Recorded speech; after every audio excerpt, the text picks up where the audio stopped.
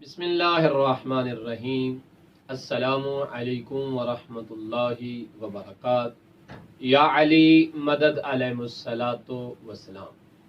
مومنین کرام، ماہ ذوالحجہ کا آغاز ہو چکا اور اس ماہ مبارک عظیم کی رحمتیں، برکتیں، فضیلتیں بہت زیادہ ہیں اور پروردگار ان تمام برکتوں کو، فضیلتوں کو ہمیں حاصل کرنے کی توفیق عطا فرمائے۔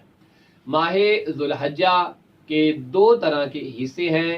پہلا حصہ وہ ہے کہ جس میں رحمتیں، برکتیں وجود محمد و آل محمد کے صدقے میں ہمارے شامل حال ہوئی ہے۔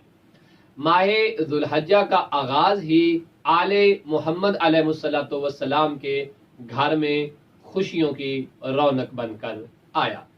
ماہ ذوالحجہ کی پہلی تاریخ کو سرکار امیر کائنات شہنشاہ ولایت حضرت علی علیہ الصلوۃ والسلام کا جناب مخدومہ کائنات سیدہ فاطمہ زہرا سلام اللہ علیہا و صلوات اللہ علیہا کے ساتھ عقد مبارک ہوا۔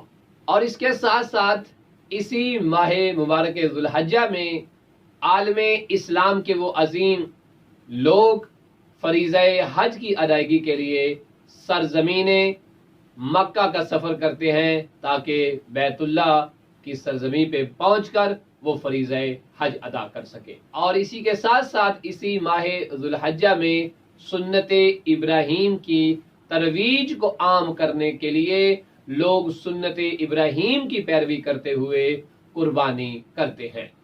اور اسی ماہ ذوالحجہ کی 18 تاریخ کو شہنشاہ ولایت سرکار امام علی علیہ الصلوۃ والسلام کے سر پر رسول اسلام نے ولایت کا تاج رکھا۔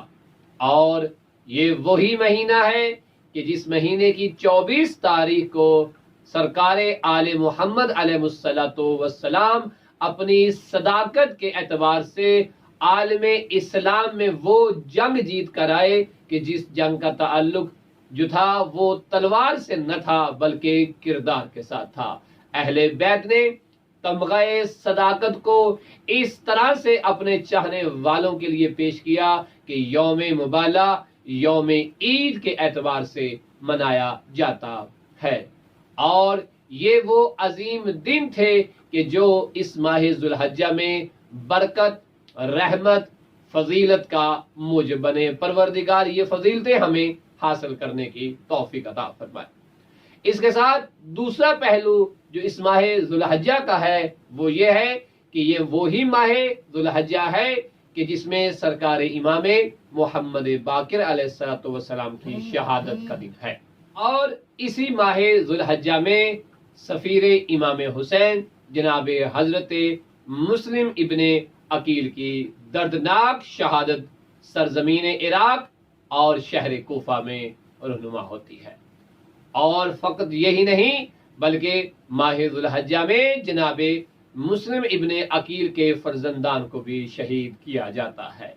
اور اسی ماہ ذوالحجہ کے بالکل آخری ایام میں صحابی امام علی علیہ الصلوۃ والسلام، عاشق امام علی علیہ الصلوۃ والسلام جناب حضرت میثم تمار کی شہادت ہوتی ہے کہ جو ابن زیاد کو یہ کہتے ہوئے دنیا سے رخصت ہوا کہ اے ابن مرجانہ، یاد رکھنا جو علی نے کہا ہے حق وہی ہے اور وہ ہو کر رہے گا۔ اسی مہینے میں یہ دردناک شہادتیں بھی ہوئی ہیں۔ ان شہادتوں کے اعتبار سے ہم بارگاہ سرکار امام زمانہ میں تعزیت پیش کرتے ہیں۔ پروردگار ہمیں ماہ ذوالحجہ کی برکتوں سے استفادہ کرنے کی توفیق عطا فرمائے اور ان مصیبت کے دنوں میں آل محمد کے غم میں شریک ہونے کی توفیق عطا فرمائے۔ وصلی اللہ علی محمد وآل محمد وعجل فرجہ۔